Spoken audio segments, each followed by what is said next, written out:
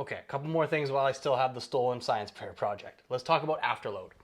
So when it comes to afterload, afterload is all about pressure of moving blood forward. So for example, in a pulmonary embolism, what happens is that when we get a clot inside the lungs itself, that means that we're putting pressure on the flow of blood. That's like me putting my thumb here on this deoxygenated tract right here and making the right ventricle try and push blood forward. So if I push down on this, it's very difficult to push blood through. I have to put a lot of force into it just to get blood through to the lungs.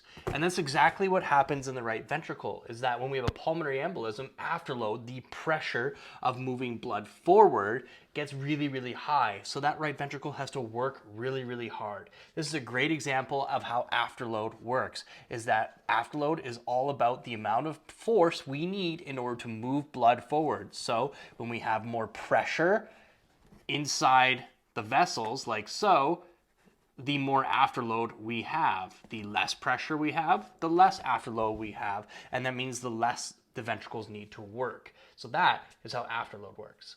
Thousands are raving about our best-selling 100-patient scenario book, and so we started creating the expansion books to go along with it, including the cardiac arrest scenarios, we have the airway scenarios, pediatric scenarios, and the MCI scenarios. And you can get this entire bundle at the link in our bio.